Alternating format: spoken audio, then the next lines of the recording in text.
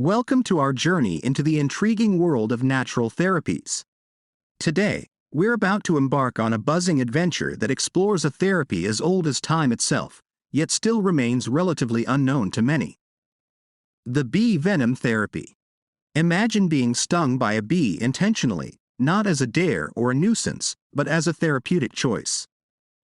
It may sound bizarre, even a little terrifying, but as we delve into this topic, you'll discover that the humble bee has a lot more to offer than just honey. Bee venom therapy, also known as apitherapy, has a history that spans centuries and a potential to treat conditions like arthritis and multiple sclerosis.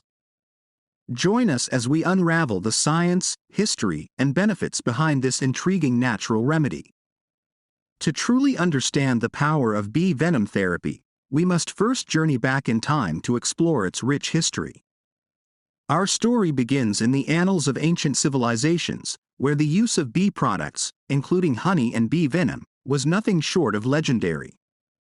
Among these civilizations, the Greeks and Egyptians stand out as pioneers of apitherapy.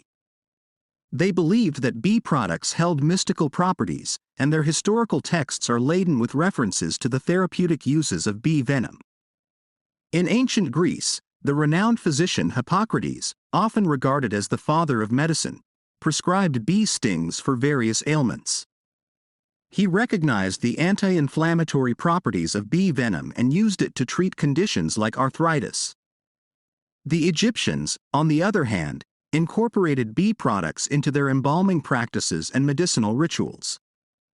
They, too, appreciated the healing potential of bee venom.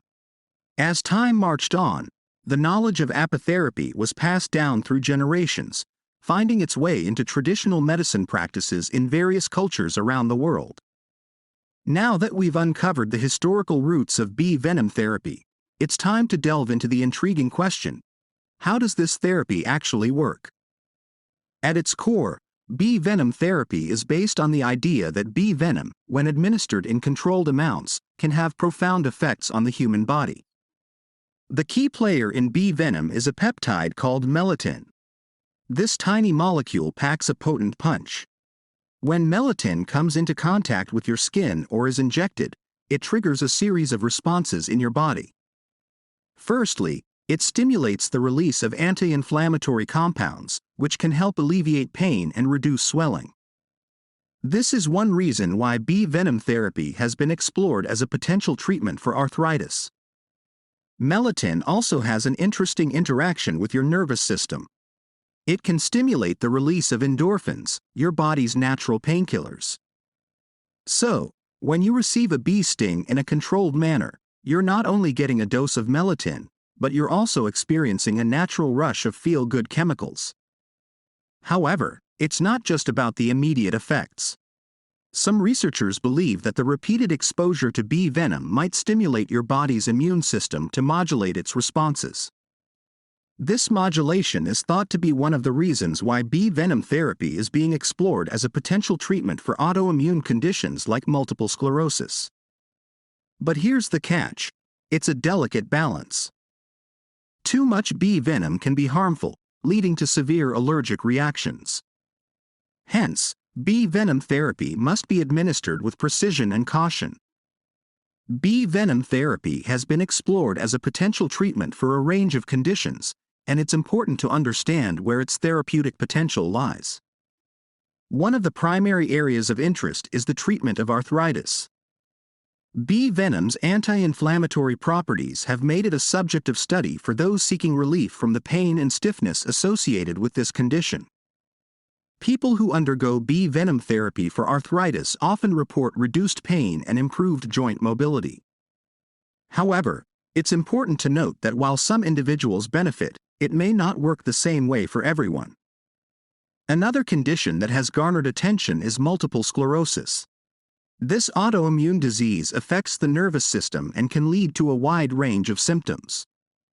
Some research suggests that bee venom may help modulate the immune response in individuals with MS, potentially reducing the frequency and severity of relapses.